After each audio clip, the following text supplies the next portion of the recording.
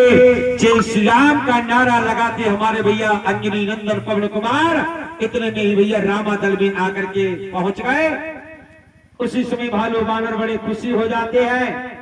सुशील वैद्य ने संजीवनी बूटी जो थी लक्ष्मण के मुख में जब डाली है तो राम राम कहते हुए लक्ष्मण आज अपने भैया के गले से लग जाते हैं।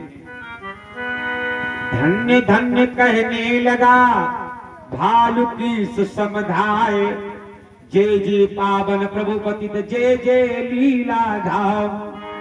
आज सभी ने जय जयकार बोली, परमपिता परमात्मा को आज बहुत बधाई दी, सुशील वैद्य को आज बधाई दी है। आज उसी समय लक्ष्मण कहते हैं भैया कहाँ है मेघनाथ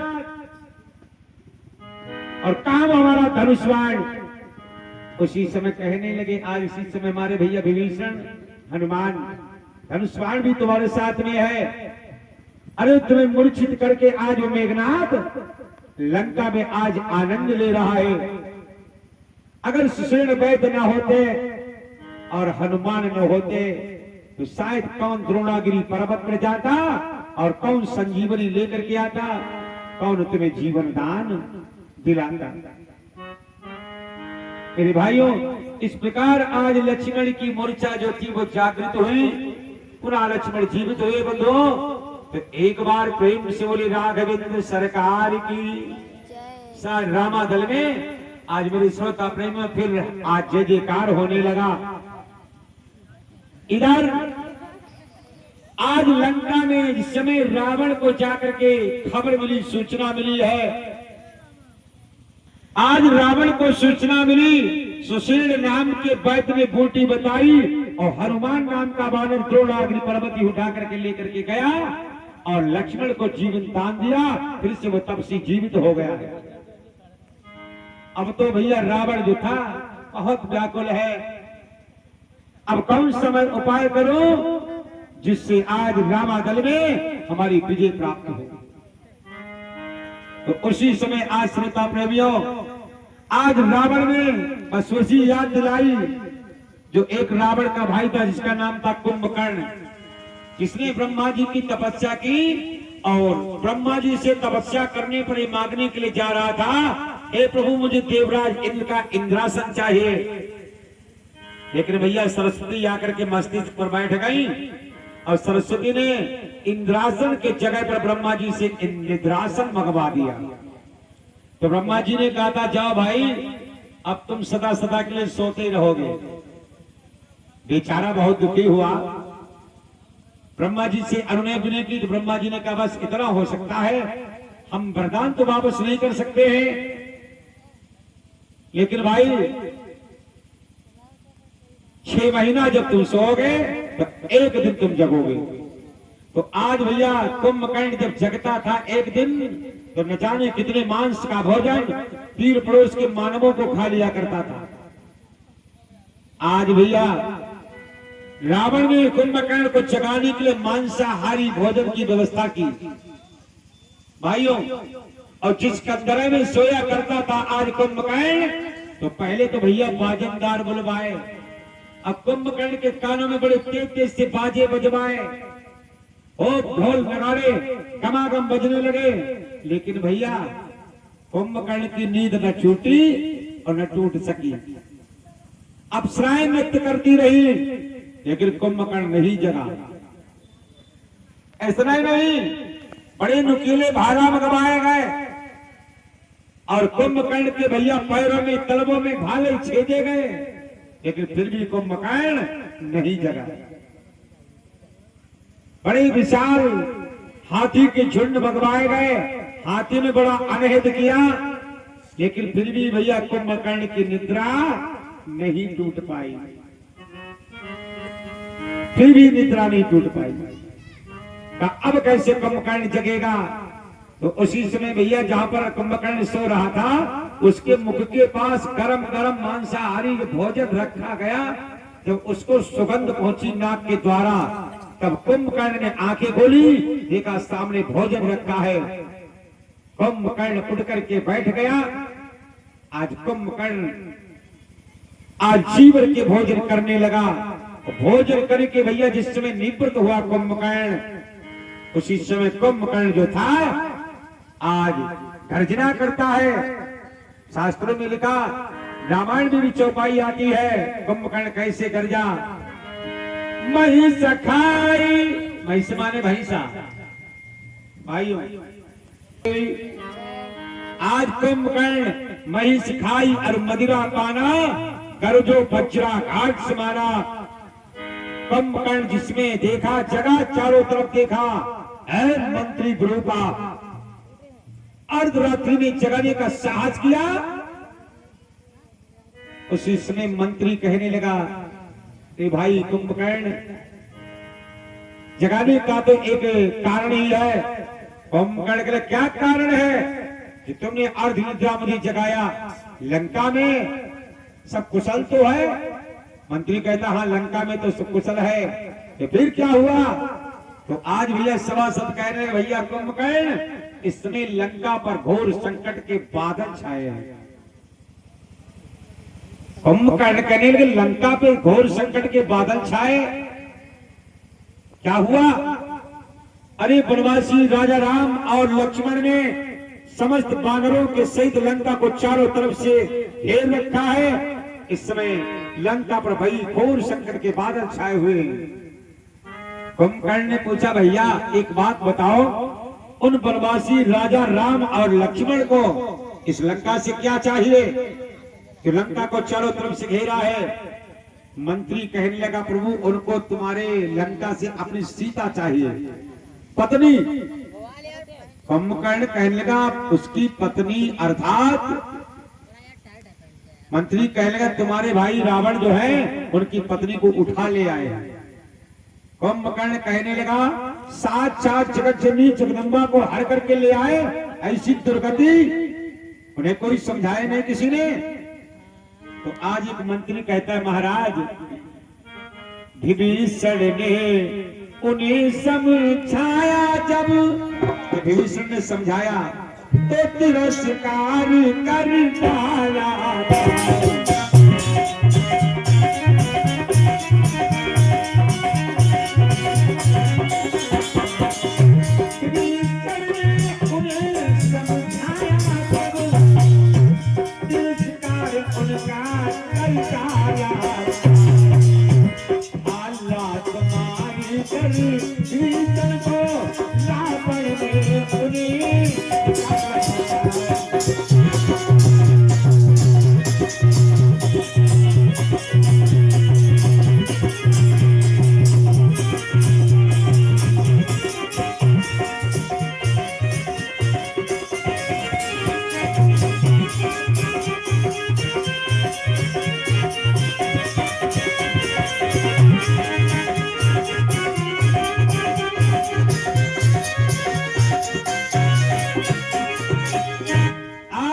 उसी समय कुंभकर्ण कहने लगा, क्या हुआ?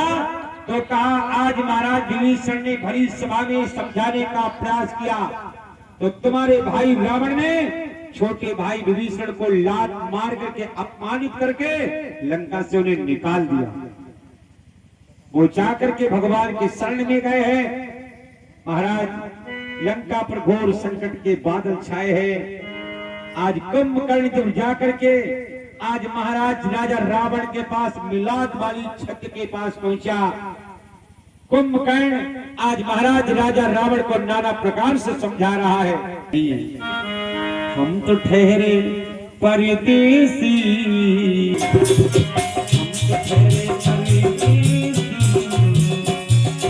सुबह चले जाएंगे। हम तो ठहरे परदेसी, कल चले जाएंगे। हम तो ठहरे परदेसी, सुबह चले जाएंगे। पहली गाड़ी से कल तो चले जाएंगे। सुबह पहली गाड़ी से हम तो चले जाएंगे।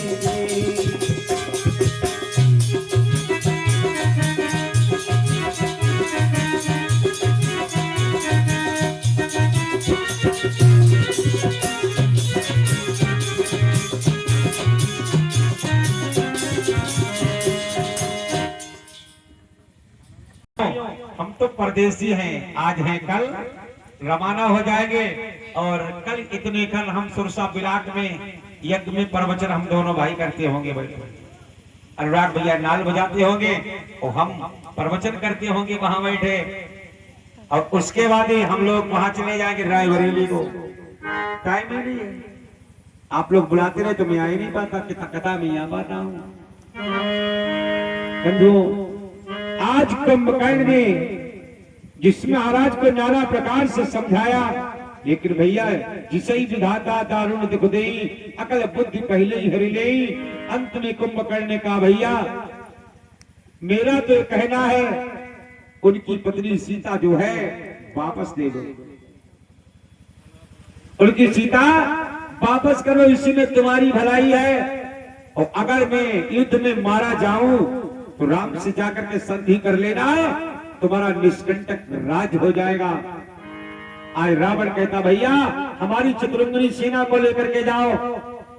कुंभकर्ण कहता है भैया हमें तुम्हारी सेना की कोई जरूरत नहीं, हमारे पास तो शंकर जी का जो त्रिशूल है बस यही काफी है।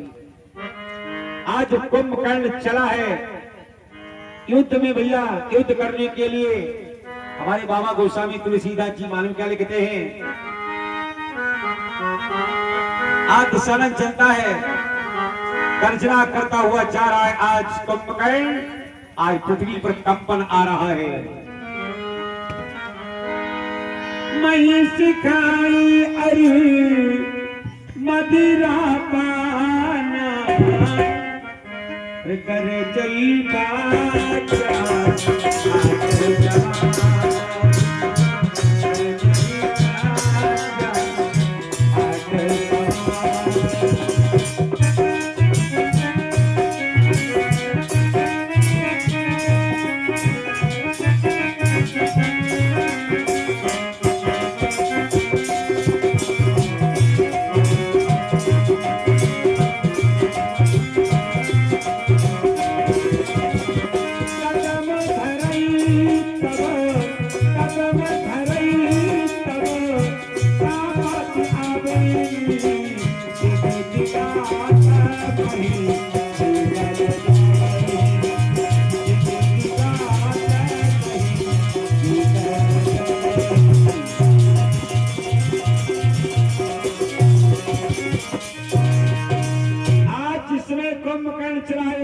के लिए, तो आज पृथ्वी पर कंपन आ रहा है।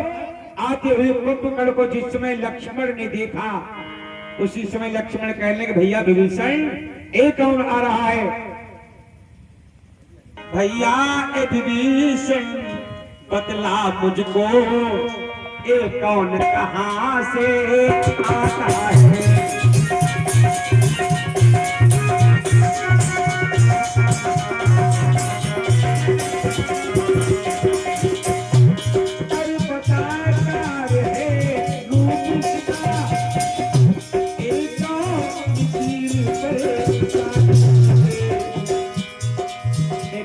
होता है